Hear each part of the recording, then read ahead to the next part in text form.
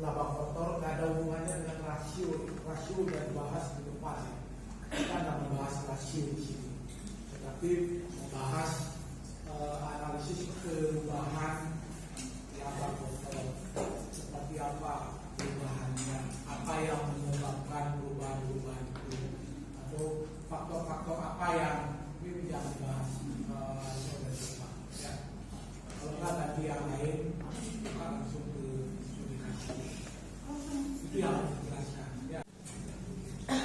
Untuk harga jual kita memakai asumsi di tahun 2023 ada 200.000, di tahun 2024 ada 220.000. Di penjualan atau volume di 2023 ada 38 juta, di 2024 ada 39 juta. Kenaikannya yaitu di tahun 2024 dikurang 2023 jadinya 910.000. penjualan atau volumenya ini total penjualan dibagi harga jual per unit. Nah, harga jual unit per unitnya ini kita pakai asumsi.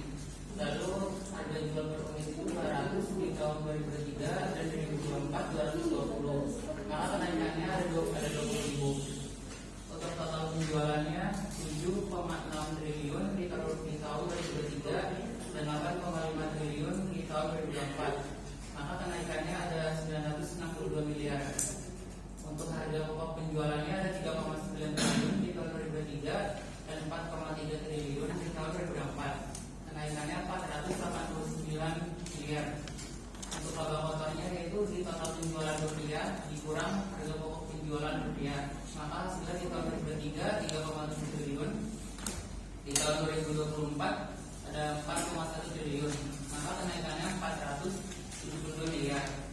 Di dalam unitnya harga jual di tahun 2023 ada 200.000, di 2024 ada 220.000, maka kenaikannya 20.000. Harga pokok penjualan di dalam unit ini kita memakai rumus APP dibagi penjualan dalam volume, yaitu hasilnya di 2023 102.000, di 2024 112.000, maka kenaikannya 10.000.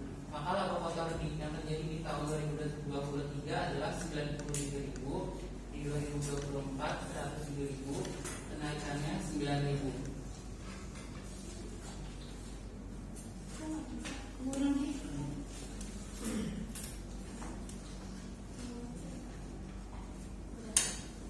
Halaman 2 menganalisis sebab-sebab perubahan. Cara pertama, analisis pertama adalah perubahan laba kotor yang diakibatkan penjualan, yaitu jumlah atau kuantitas penjualan dengan harga jual. Yang pertama ada faktor penjualan atau QT2. QT2 itu sama dengan penjualan volume di tahun 2024 dikalikan dalam kurung PR2.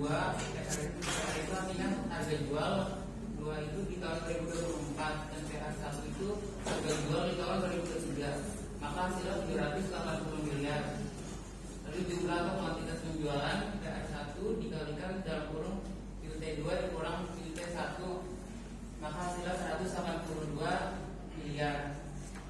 Analisis kedua adalah perubahan laba kotor yang diakibatkan harga pokok penjualan, yaitu persatuan maupun jumlah kuantitas. Ketiga, harga jumlah pokok penjualan per unit QT2 dikalikan APP2 dikurang APP1, yaitu hasilnya 395 miliar. Yang keempat, jumlah atau kuantitas penjualan APP1 dikalikan QT2 dikurang QT1, maka hasilnya 93 miliar.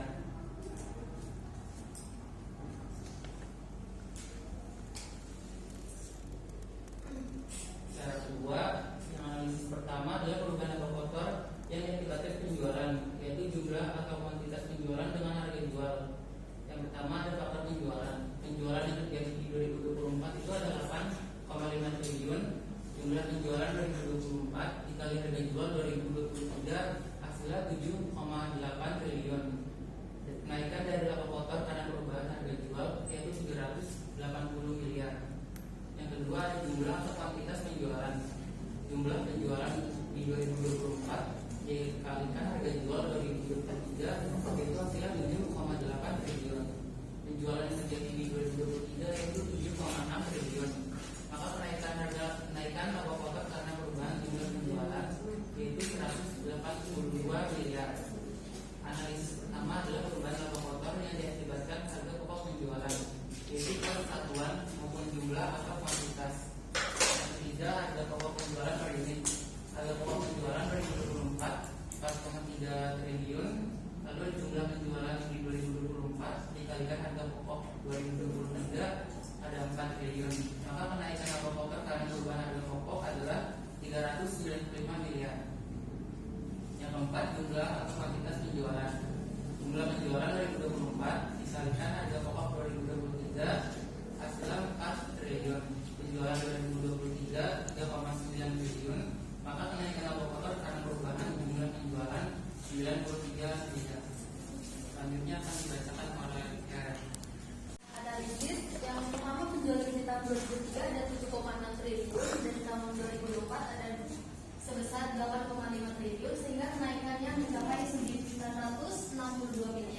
Untuk HPP di tahun 2003 ada sebesar 3,9 triliun dan tahun 2024 itu 4,3 triliun sehingga kenaikannya sebesar 489 miliar.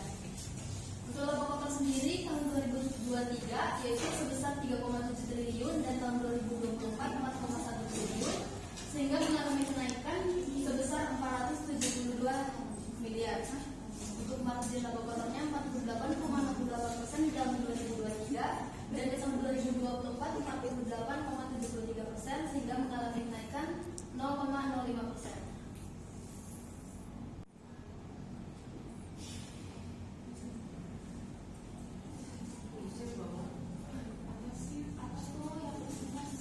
Selanjutnya adalah analisis perubahan laba kotor di mana laba kotor meningkat dari 3,7 triliun pada tahun 2023 menjadi 4,1 triliun atau naik sebesar 472 miliar atau 12,75%. Hal ini menunjukkan bahwa bisnis mengalami peningkatan yang baik dan positif dari sisi penjualan maupun efisiensi biaya. Peningkatan ini merupakan indikator bahwa kinerja operasional perusahaan mengalami perbaikan yang konsisten dan berkelanjutan. Yang selanjutnya adalah kontribusi penjualan terhadap laba kotor. Penjualan meningkat sebesar 962 miliar atau sebesar 12,65% dari 7,6 triliun di tahun 2023 menjadi 8,5 triliun di tahun 2024. Kenaikan penjualan merupakan bagian daripada laporan laba. Kenapa saya menyinggung di sini? Jangan sampai penjualan dikatakan masuk di dalam satu laporan posisi keuangan kan gitu loh. Jangan tertukar dengan oh iya Pak, apa faktor yang mengaruhi? Ada yang sampai mengatakan karena persediaan. Mana ada persediaan di laporan laba rugi? Ya, persediaan itu ada di laporan posisi keuangan. Di sini itu artinya ada apa? Satu penjualan, kedua HPP itu faktor. Kemudian dapatlah laba kotor. Naik turunnya laba kotor dipengaruhi oleh dua faktor ini, seperti yang saya tulis di depan. Kecuali ada lanjutannya, kalau laba bersih misalnya, baru ada faktor lain, yaitu operasional yang akan berdampak kepada laba bersih yang dihasilkan. Nah kemudian kalau penjualan tidak ada kan tentu perusahaan itu mengalami kerugian. Tapi yang pertama adalah penjualan merupakan bagian dari yang mempengaruhi perubahan laba kotor.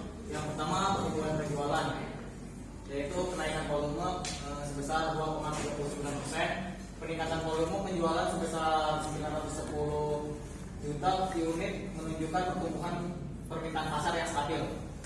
Yang kedua ada selanjutnya kenaikan harga jual 10%. Strategi pricing yang sukses dengan kenaikan harga 200.000 menjadi 220.000. Untuk yang selanjutnya ada kombinasi efek kontribusi kenaikan harga jual terhadap penjualan sebesar 780 miliar.